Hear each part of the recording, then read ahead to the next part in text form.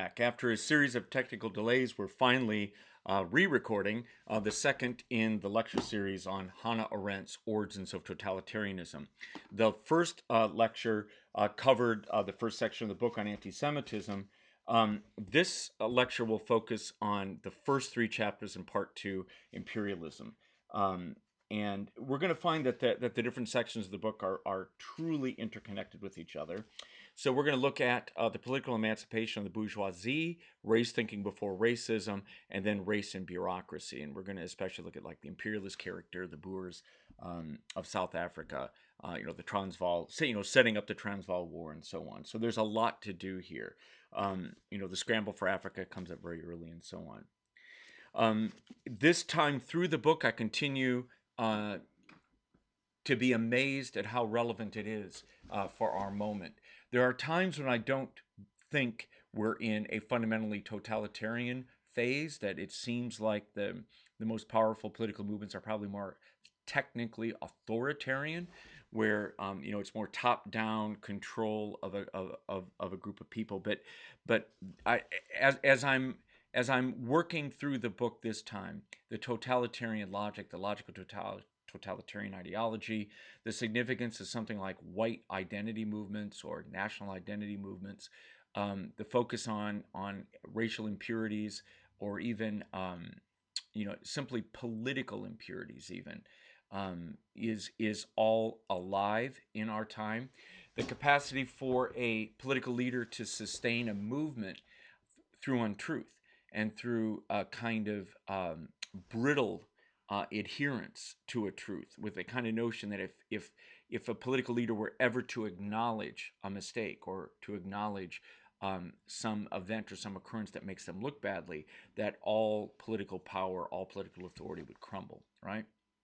So there's kind of this brutal assertion of dominance and so on. So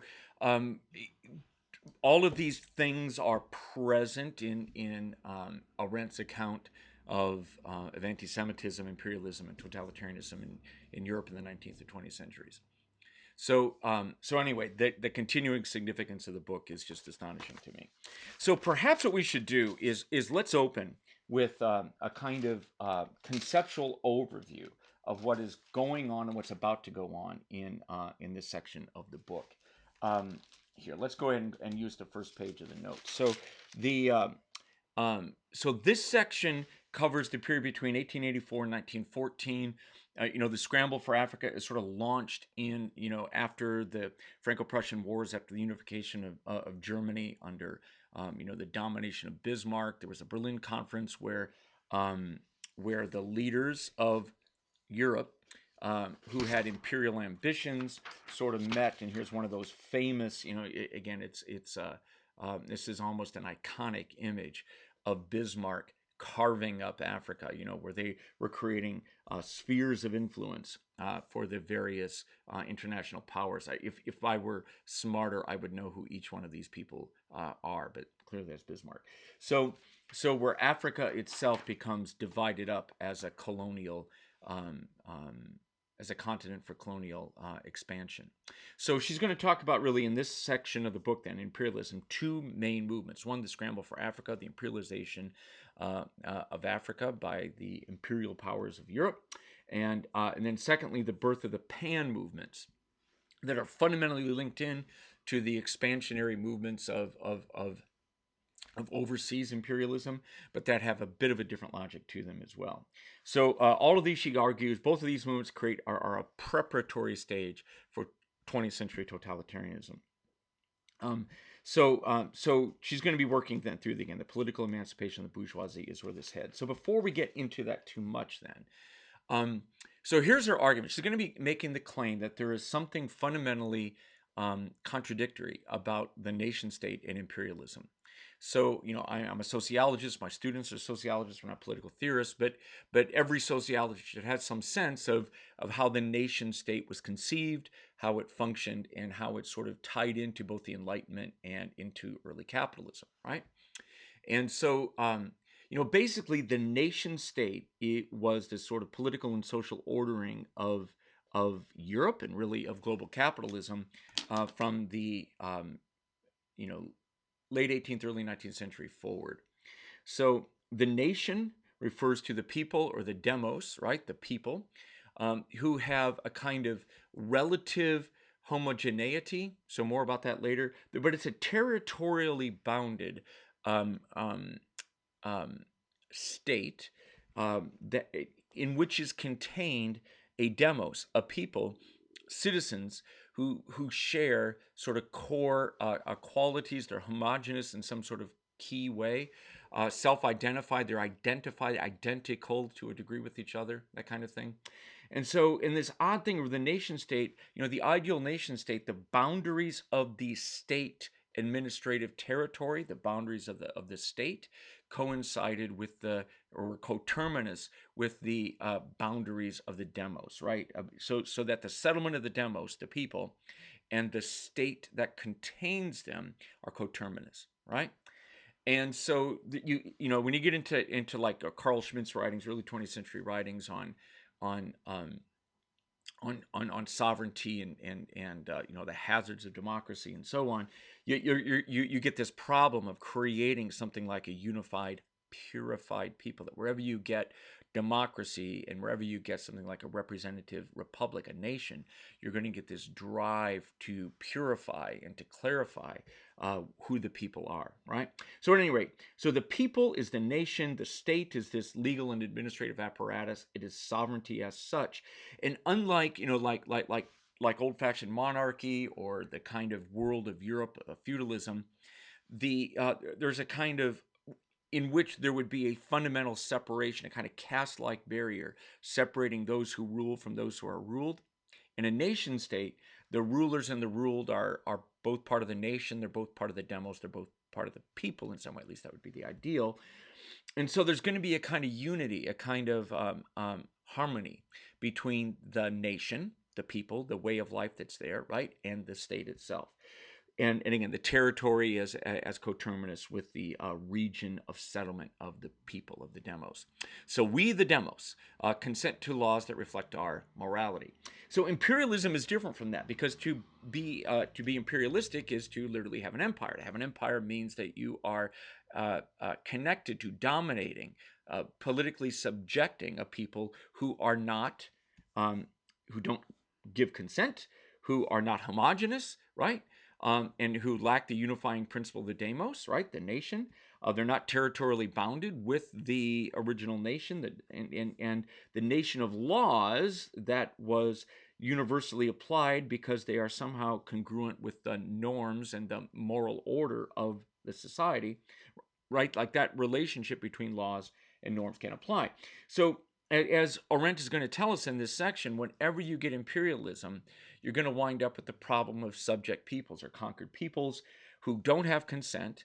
And so you can't rule them in a nation state manner because there isn't consent. You've been dominated or conquered. You can't give consent to sovereignty. And that, again, there's not a homogeneity between the people of the imperial power and the people of the colonized region. Right? So there's no fellow feeling, there's no unifying principle that links them together, and so on. The territory is discontinuous. This is especially true of imperialism as such, right? Sea-based or overseas expansion versus the land expansion of the pan movements. More on that as we go, but really, especially with the sea-based movement, the territory is discontinuous, and there's an incontrovertible, unreconcilable difference between those in the nation, the empire, the imperial power, and those who are dominated by it, right? So that means that instead of a nation of laws, you wind up with a bureaucratic administrative apparatus of decree, of dictatorial decree. This is going to be really important as we move into the last section. Dictatorial decree. I guess in today's terms, it would be not rule of law and legislation, but the rule of an executive order, right? Like that would probably be the best contemporary manifestation of this, right? So it isn't law. Whatever this is, it's not law in the technical sense. It might be legally binding, and it can and generate various kinds of penalties, but it isn't law in a nation state manner, right? The rules that are being applied are dictated by a ruler, by a sovereign, by an administrator, and they're not coming as a part of a legal process of consent. So the administrator also, as she's going to say, is really crucial in this section, remains aloof and disinterested really in the fundamental well-being of the people. They're apart from the people, so you don't have that unity of feeling that would have been present elsewhere. So I wonder if that's enough to get going here. Yeah, no. So well, let's go ahead and I'll be referring to this image multiple times, but her notion is then that in the 19th century, Europe is divided up into various nation states. So the difference we have, here's the triangle people, the circle people, the dark circle people, the square people, and the people with odd-shaped head here, and that each of them occupies a territory, so that there's a society of people who are distinct from each other, right? There's a discontinuity here. They are different, right? And so the different nation states then, the nations are composed of more or less homogenous people who represent the demos, or bonded together with a spirit or something, if you want to get all Hegelian about it. And then have a state that is legally demonstrating and legally bound up with the moral order of the people, right, in a kind of Durkheimian way. All right, so Europe then is divided up into nation states, each of which has a legally determined boundary, and each of which is then ruled by a ruler that shares the quality. So I've got a triangle ruler over the triangle people, a circle ruler over that, dark circle over that, and square over. So there's a congruity between the sovereign and the people, right? At least in an ideal way. Now we've got a problem here. We have the Jewish people. So this is going to be the people without a state. So our argument is going to be, wherever you wind up with Jewish people, these are people, again, stateless folks. They are always, in Max Weber's terms, pariah people. And again, she's going to use that terminology too. People who are always guest people, who are, who are in the territory, but not citizens, intermixed within the people, the demos, but not part of the demos.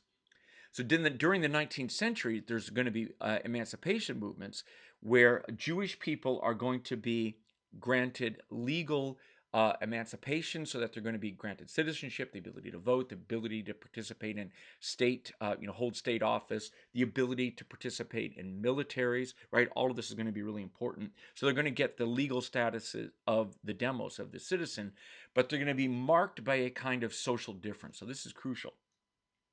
What happens is, as the Jews are emancipated in the 19th century, Jewish people become granted something like legal status of full citizenship, or at least more or less full citizenship.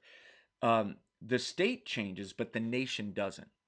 So the people may or may not be in a position to accept Jewish people in their midst as full partners, as full equals. So again, the Jewish people historically in Europe, people without a state, no political rule. They were barred from holding political office. She makes a big deal about Disraeli in the mid 19th century as the prime minister of Britain. Really, this, she calls him the ultimate exception Jew in her terms. That that is really exercising something like direct political power, but they didn't have political power because they were barred from holding political office. So wherever Jewish people were integrated into the state, they were in the state in a kind of unofficial capacity or a quasi-official capacity. Hence that notion that they're the power behind the throne, the kind of shadowy, secretive government, that kind of thing. The government of money, the government of finance, and so on.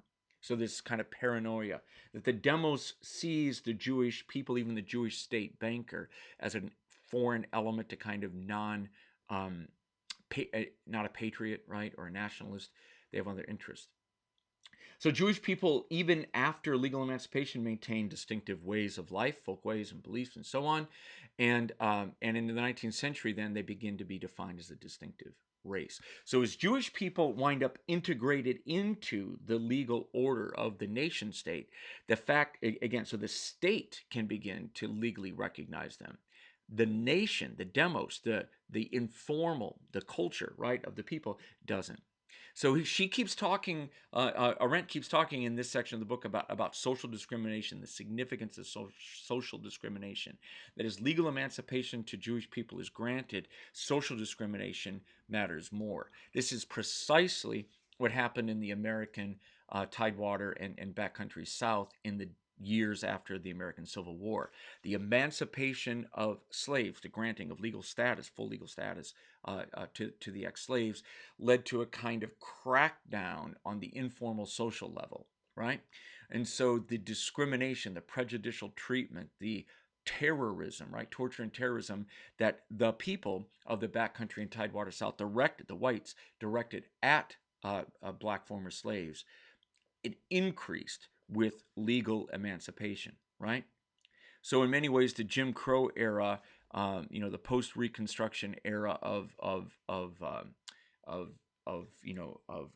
again of terror and torture of the KKK and so on, is an era where again the people aren't evolving along with the state. That the state decree to integrate and to grant full status was not accepted by the white population. Hence this major ratcheting up of social discrimination. This also happened in the 20th century in the massive resistance to integrated public schools in the wake of the Brown versus Board of Education Supreme Court decision. I was in Virginia. Virginia public schools shut down in the early 1960s, late 50s, early 60s. They were actually just shut down rather than integrate. So if legally a public school had to integrate in Virginia, racist whites shut them down. And so, in Virginia, there was the creation of all of these Christian and essentially Christian identity, militarized, often, military academies and so on, schools for whites, while the public schools were completely shut down. Right.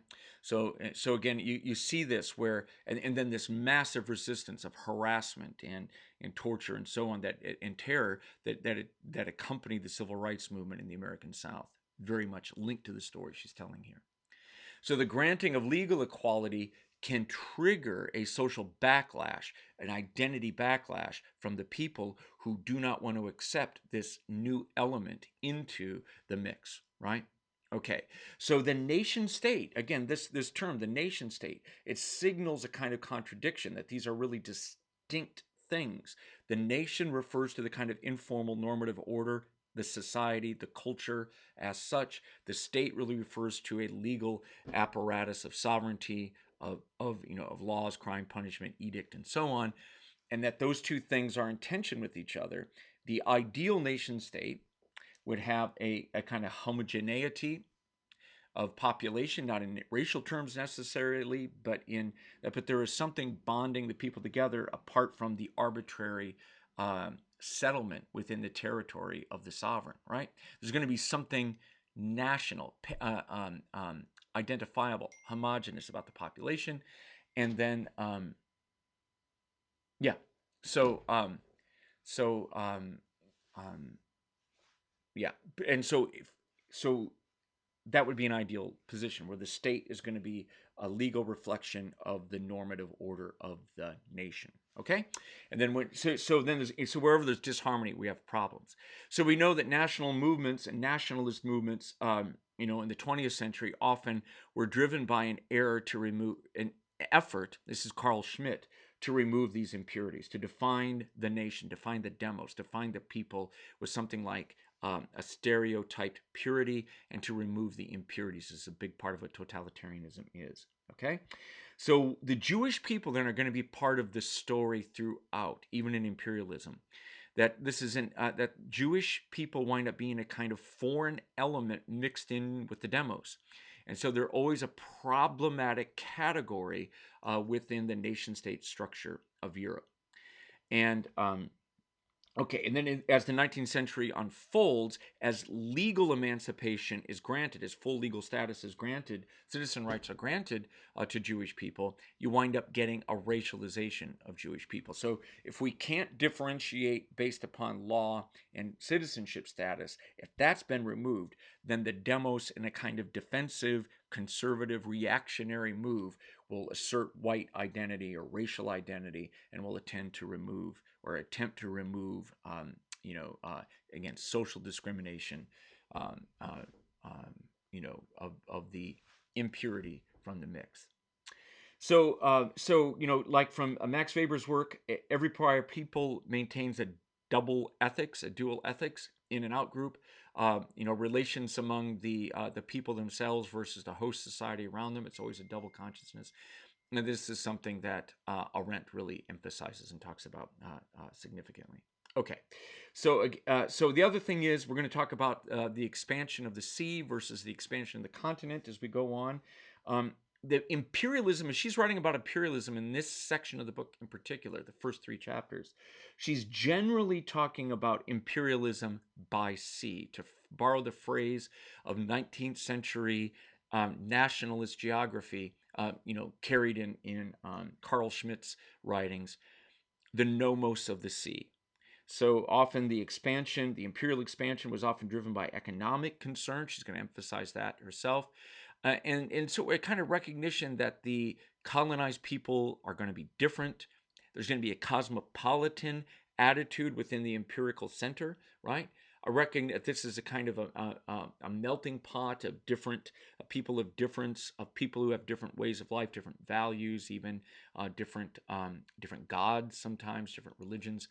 And so you get a cosmopolitanism, a kind of acceptance of diversity and difference, and that this is going to be typical of the empirical center under the nomos of the sea. I don't want to get into this fully yet. We can skip some of it, but as she talks about, there's kind of there are trading outposts and then colonies. That's the 2 basic ways that Europe went supranational, and but no matter what else happened, um, um, yeah, so that the colonies wind up, again, like the ideal would be that you create a commonwealth with a nation of the nation would wind up consenting to the laws that are imposed upon them. A commonwealth like the British Commonwealth, that often doesn't happen.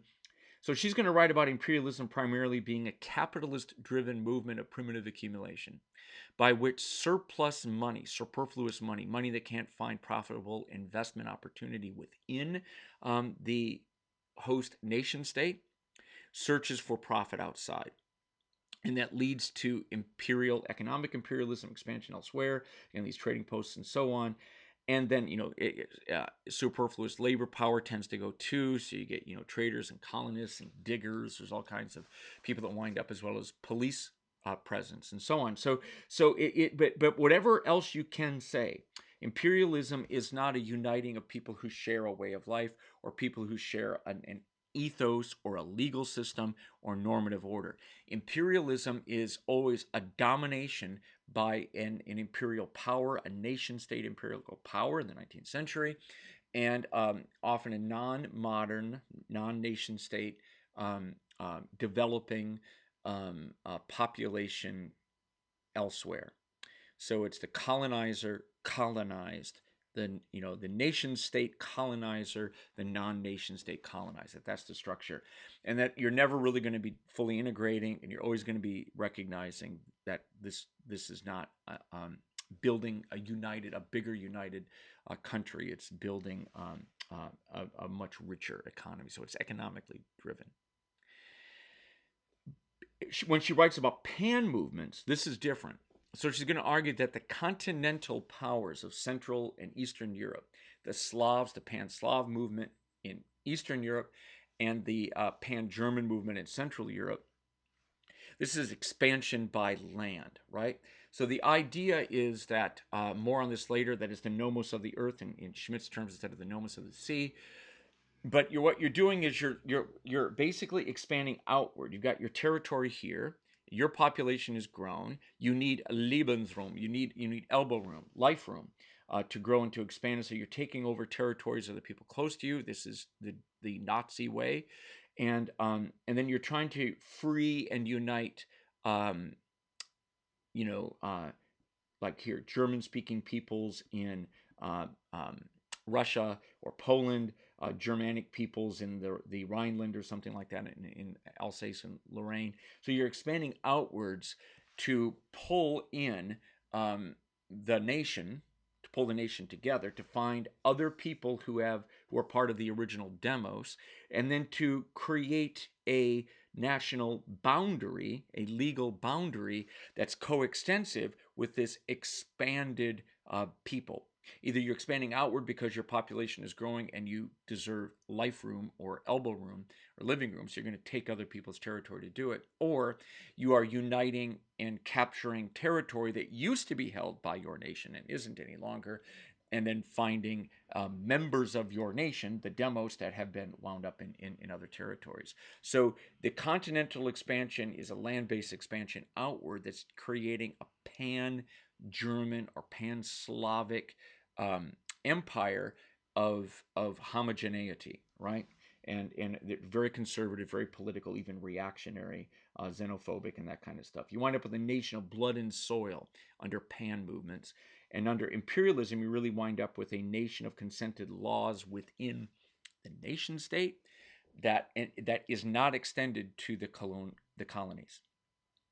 And then, as she argues, there's always that tension, right? That whenever you get imperialism by a nation state, you are setting up a kind of irreconcilable tension, right? Where, again, the subject peoples can't consent to the laws that are being imposed upon them. They're not even laws, they're just decrees, they're dictates, they are um, executive orders, right? And so you wind up with this kind of world where the political and cultural order of the conquered or subject populations can't be aligned with the order of the nation state itself. Its own self-legitimations can't be extended to the colonized peoples, and that this sets up a tension then, which ends in two ways. Way number one is she said, what tends to happen is that the colonized peoples develop their own political consciousness and seek nation state status of their own, rebelling, creating a revolution, and throwing off their oppressors. That's way one. Way two is where the same non-consent based dictates of executive action and so on, the dictator winds up turning onto the population home. So the nation state essentially dissolves into a totalitarian administration. So you either generate a nation state in your colony, or you essentially imperially dominate the nation state itself. It disappears as essentially a colony, right? It becomes self-colonized or imperialized, I think is the term that she uses at some point. Okay, so there is basically a conceptual map of the problem of the book as it's setting up the last section. Again, so that's so if you need that and you don't want anything else, you've got that. Now go read. If you would like to see some images, hold on. So again, the book opens with the discussion of the Scramble for Africa. The 1880s forward, this period of immense military and economic activity by which most of Africa winds up divided up into regions of influence or colonies of Britain, France, Germany, Italy, Portugal, Spain, and Belgium. We'll talk about Belgium in particular. There's a few states that remain relatively independent. More on that later. But again, the Congo, just to point to it, I've got some images here in the Congo. The Belgian Congo is notorious. She mentions it. We'll talk about that. South Africa, German Southwest Africa, and the British South Africa, the Dutch South Africa, the Transvaal region right in here. This is the Orange Free State. That this is sort of our territory where the British, the Dutch have been basically removed by this point. The German and so you're going to get these different wars underway as one form of colony is supplanted by another. More on that as we go. But at any rate, a really brutal, violent moment of the Scramble for Africa. The moment when a highly militarized, industrially produced killing machine is unleashed on tribal peoples, quite honestly. Many satirical images of the time. This is a Thomas Nast drawing of Russia, Britain, and Germany, again, dividing up the world, and Africa and the rest of the world in an expansion the words, I think it's Cecil Rhodes. This is Cecil Rhodes, the Colossus of Rhodes. This is a famous caricature of Rhodes, Rhodes the Colossus. Little bit of a play on words and visual metaphor, but Rhodesia, what becomes Rhodesia, the South African development, the de Boer, de God, I can't even say the name now. The diamond mines of South Africa. Here's your man. So this British man who is all into expansion for expansion's sake. I really like the way that Arendt deals with him and with the rest of the European efforts to colonize Africa. It's literally using the logic of capital accumulation in a international arena. So yeah, you have these competitor firms basically with militaries and navies and machine guns who are competing against each other to expand by dominating these different territories. So the idea, again, this is not taking care of and nurturing and developing a national consciousness among the people that you're dominating. You're really extracting labor, raw materials, and so on from a subject people. I found I just want to point out Ellen Sebring has this amazingly clean, I think it's at MIT, website that includes most of the images that I'm going to use right now came from her site. So it's really on the white man's burden. Kipling is talked about in the book, but she uses a lot of contemporaneous visual images to sort of highlight some of the difficulties and problems of colonization at the time. So again, I just want to make sure you comprehend this, that the scramble for Africa and the imperialism of the 1880s, 90s, and early 1900s. I just love this. The Bible, the military man who's, believing themselves to be driven by the Bible, and then the machine gun. The machine gun is everywhere. There were different versions of it. I think the American Civil War is the first war that was fought with machine guns, but the first fully automatic machine guns are really deployed against these subject peoples. And then we know that militarized killing, massive killing machines wind up being part of World War I very famously, right? So here's McClure's magazine. This comes from that wonderful website, Kipling's White Man's Burden, right? That famous poem that provides a kind of British legitimation for colonization, right? That the superiority, the superior culture, the superior morality, the superior fortitude, and so on of the white man legitimates the colonial land grabs that are underway. I just love it. So the white man's burden is, I just love these images she has. So it's presented in American propaganda images or European propaganda images as this. You've got the tired, British and American people in government carrying these, savage, primitive peoples out of barbarism and oppression and superstition and ignorance and so on, vice, brutality, and then taking them towards all the way up here. It's education and liberty, getting rid of all these other vices and so on. That's the burden.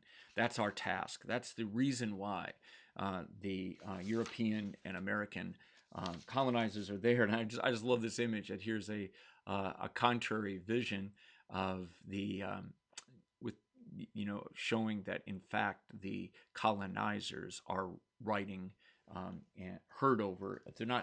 They are burdening, not being burdened by caring for the subject peoples, but are burdened by them. So here, this is from Judge Magazine from 1899. It Ought to Be a Happy New Year, where Uncle Sam and his English cousin had the world between them. So this notion, again, of this radical expansion globally, expansion for expansion's sake. And again, it's imperialism. This isn't about extending the nation state, the American culture, the British culture of liberty and so on, the inheritance of the British people.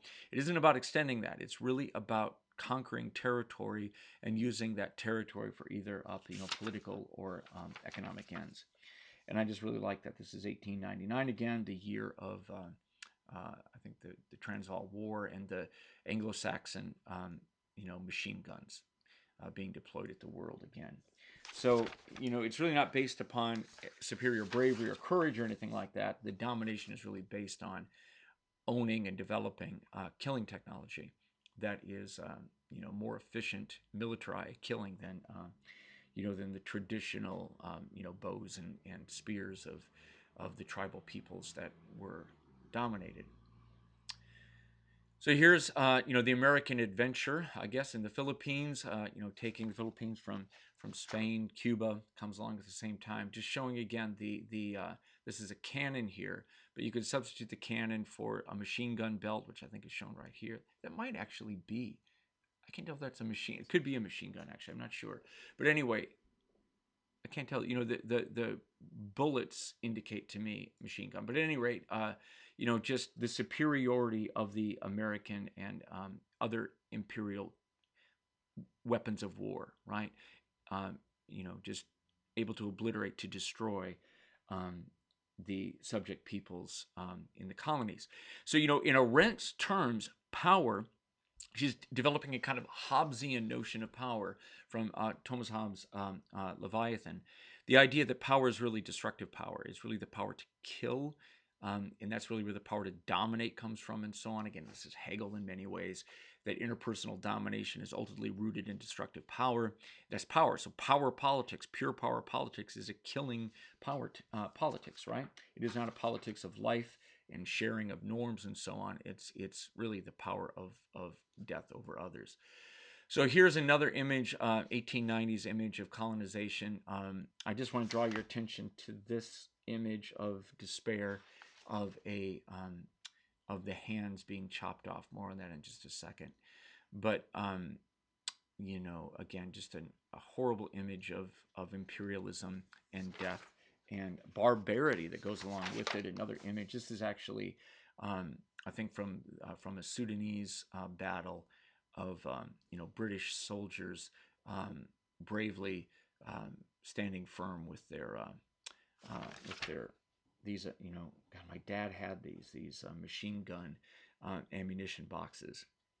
I bet my dad still has these somewhere. These World War I era machine gun cases.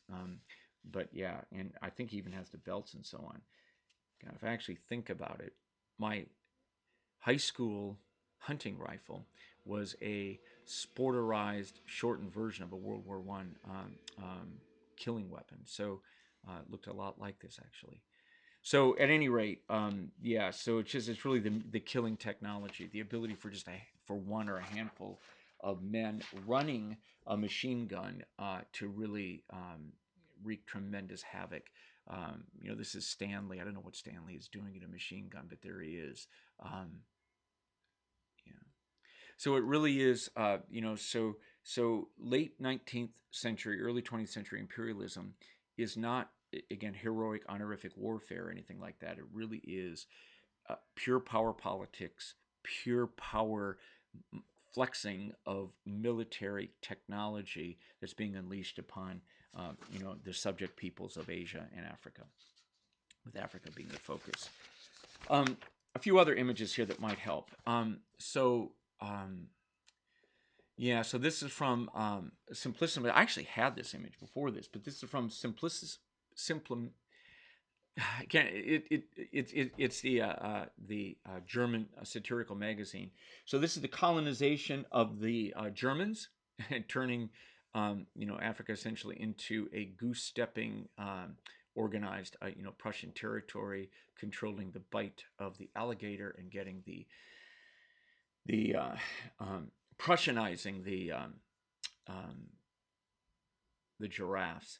Here's the British. When the English, they've got their good Calvinist Puritan Bible there, platitudes, and then pouring in alcohol and then squeezing out money from the subject peoples. If there's ever a single image of that Marx would probably, it captures sort of the logic of imperialism in Marxist scholarship, this is probably right here, right? covered by the ideological veneer of religion, and then squeezing money out of the labor of native people without without any concern at all for their well-being. Okay, and then the French. What do the French do? The French, again, these are stereotyped images. They wind up sexually assaulting and raping the subject populations, whereas the Belgians, this is literally an image of cannibalism, right? Of dismembering the subject population. This is King Leopold of Belgium. It's clearly an image of him, and as we're going to find out in the next few minutes, the late 19th century, early 20th century colonization of the Congo. So this is King Leopold, very famous image in the rubber coils. So in the Congo, so the rubber is immensely valuable during this period. You're just getting the emergence of the automobile, early 1900s, and so Leopold had wound up in the Berlin Conference getting the Congo region as his region of influence, and so that, what does that mean? That's a territory that is full of rubber as well as people. And so the rubber, God, I don't even want to show these images. I hate to show it. I'm holding here images. This one's famous, so I'll show this one. It's an image of tribal peoples from the Congo with severed hands. And I spent some time over the last week reading a book about the Belgian atrocities in the Congo. And basically, rather than pay or have something like typical race slavery, like in an American style, you just simply, in the most brutal system of terror I've ever read about, the people of the Congo were forced to harvest rubber, and killings and then dismemberment. If you didn't deliver and you weren't paid, you were simply tortured or terrorized. Members of your family were tortured or terrorized if you didn't deliver a sufficient volume of rubber. So the hands are. So they're actually developed a market for hands. So you could either deliver baskets of rubber, or you could deliver hands proving that you had killed one of the other tribal people who was supposed to be gathering rubber with you. So if they didn't do a sufficient job, you were supposed to kill them, and then you would cut off the hand and then deliver the hand as proof that you had had the interests of the colonizer at heart. And this created like literally a market for human appendages, so that severed hands became a bizarre commodity at the time. And so the threat of having your hand severed was a way to ensure that you worked. The threat of severing the hand of a family member was a way to ensure that you worked. And then, since you had to deliver the hand, not the body, the full body of the subject or the person that was killed, there was actually raids on other villages where hands were severed just to deliver as sort of proof of kill, basically, to the colonizer. Very famous image from.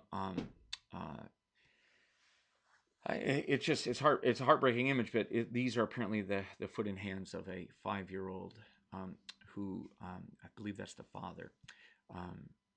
And again, so this terror, torture, and terror regime. I'm not going to show the rest of these. I won't. That was created as a mechanism to extract rubber. So, Arendt writes about this right at the beginning of that section. I think I'm going to stop this video here, and we'll begin the walk through the section on imperialism in the next video. I'm using my old computer, and I'm not 100% certain that this is going to work, so we'll stop here.